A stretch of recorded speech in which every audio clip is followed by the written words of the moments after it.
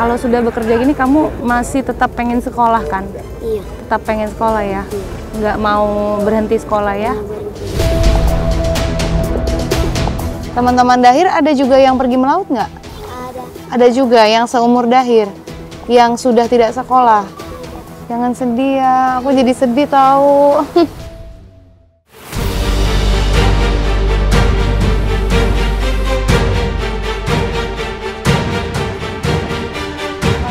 Hari ini saya bertolak menuju Pulau Kodingareng.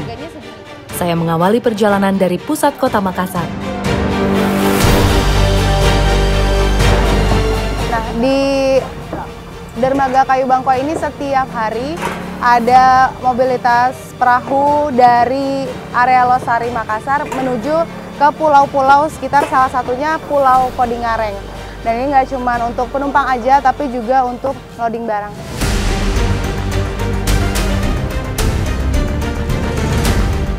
Sibuknya aktivitas di dermaga menjadi pancaran kehidupan masyarakat yang tinggal di kepulauan. Mengangkut BBM hingga sembako merupakan barang pokok yang dimuat ke dalam kapal.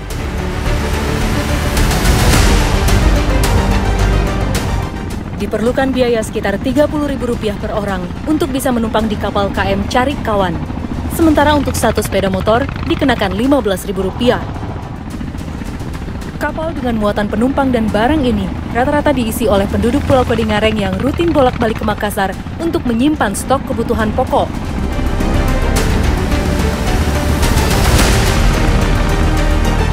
Satu jam perjalanan terlampaui, kami pun tiba di Pulau Kodingareng.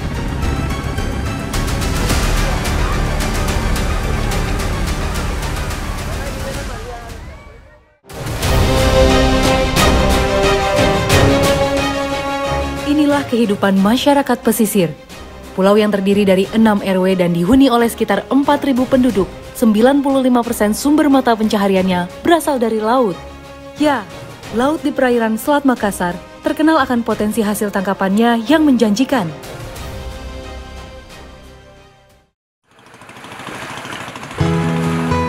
Para nelayan biasa memulai aktivitas mereka saat matahari belum muncul, seperti yang dilakoni Sudarmin. Tiap pagi, seusai sembahyang dan sarapan, ia langsung bergegas melaut. Sudarmin telah menjalani aktivitas seperti ini selama puluhan tahun.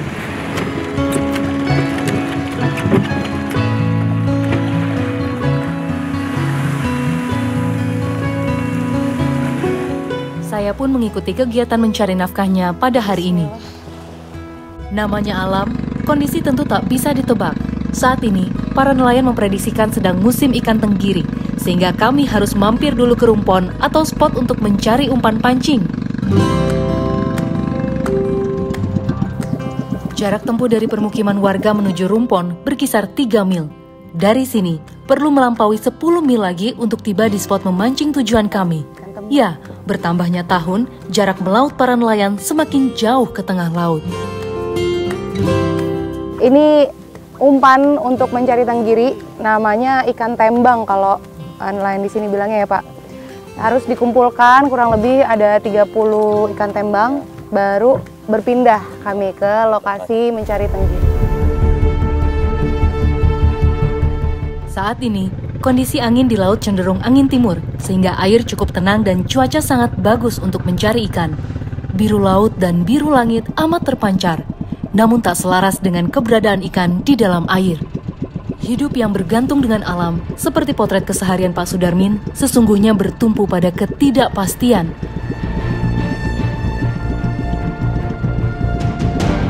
Sudah lebih dari 3 jam, kami belum juga mendapat tanda-tanda ikan nyangkut di mata pancing. Titik memancing dari satu spot ke spot lainnya kami lampaui dengan penuh asa.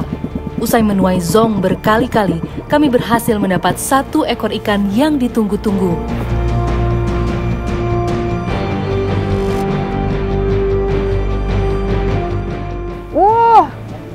Akhirnya dapat ini ikan tenggiri besar banget, berat kurang lebih ada 7 kilo ya Pak ya.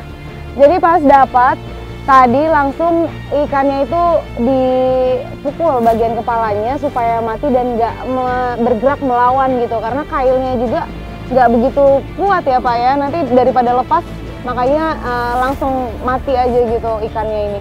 Kita sekarang taruh di sini Pak ya? Taruh di gabut. Ya. 1, 2, 3.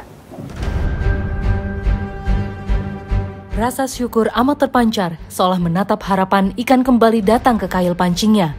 Di sela aktivitas kami melaut, perut saya terasa sangat mual. Ya, saya tak kuat menahan enek hingga terpaksa dimuntahkan. Pergerakan kapal yang tak menentu saat mesin dimatikan menjadi penyebab utamanya.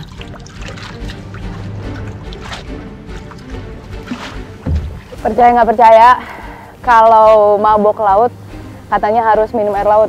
Betul ya Pak ya? Kebetulan saya barusan pusing banget sampai akhirnya muntah karena saya nggak terbiasa dengan kondisi terombang-ambing di laut seperti ini. Nah, kebayang Bapak setiap hari udah ini ya Pak ya, udah pasti udah terbiasa, udah kebal lah dengan suasana gini, tapi nggak buat saya.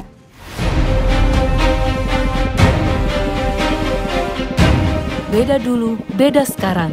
Itulah yang menggambarkan kondisi melaut para nelayan. Proses pembangunan pelabuhan besar yang disayangkan mengeruk pasir laut mengganggu habitat ikan. Kondisi penambangan pasir untuk reklamasi daratan ini memang sudah berlalu sebab pelabuhan telah rampung. Namun dampaknya masih dirasakan oleh para nelayan. Menurut Bapak, apa yang paling terasa perbedaannya saat dulu Bapak melaut dan sekarang? Kalau dulu itu banyak sekali ikan dulu, kan kurang pencarinya. Ini sekarang banyak masyarakat, banyak juga yang mencari. Ya kalau dulu itu biasa 3 ekor ikan tenggiri, 4 ekor biasa. Ini sekarang 1 ekor. Ya. Dapat 1 udah alhamdulillah ya Pak ya. Nelayan di sini tuh sebenarnya mengharapkan apa sih Pak? Mengharapkan itu biasa juga mata pancing, pakai GPS juga. Pakai GPS kan itu kalau hujan tidak kelihatan pulau, biasa kita tercecer. Ya. Jadi sulit juga ya melihat jalan pulang. Iya, jalan pulang iya kalau tidak pakai GPS.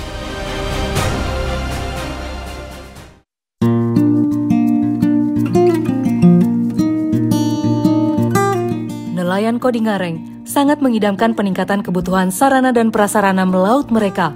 Padahal, Kementerian Kelautan dan Perikanan RI melalui program-programnya banyak melakukan transformasi digital bagi para nelayan. Program tersebut dimaksudkan untuk meningkatkan ekonomi biru atau kesejahteraan bagi nelayan.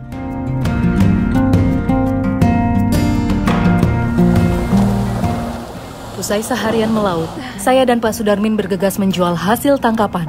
Hari ini, Pak Sudarmin mendapat 4 kg 3 ons bobot ikan yang setara Rp176.000.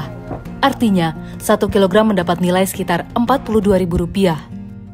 Upah yang didapat langsung disisihkan Pak Darmin untuk membeli bahan bakar minyak. Harga 1 liter minyak di sini berkisar Rp20.000. Setiap harinya, Pak Darmin membutuhkan minimal 12 liter BBM untuk pergi melaut. Padahal, perahu yang ia gunakan sehari-hari bukan miliknya. Ia puluhan tahun melakoni pekerjaan ini, dirinya hanya mampu menyewa perahu milik orang lain. Sungguh ironi. Di tengah kondisi alam yang semakin tidak menentu, ditambah adanya abrasi yang mengikis daratan, warga di sini yang mayoritasnya nelayan, fasilitas melautnya juga kurang memadai dari peralatan-peralatannya, belum lagi untuk mengisi bahan bakar minyak ya Pak ya, mengisi BBM sendiri gitu. Padahal perahunya juga milik 1 orang ya Pak ya, yang ada bosnya yang dipinjamkan ke nelayan-nelayan di sini.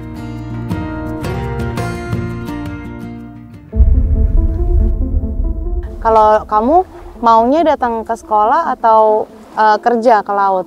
Kerja ke laut. Lebih pengen kerja ke laut. Kenapa? Boleh cerita sama aku? Cerita, bapak gue tidak bantu-bantu. Terbantu bapak gue.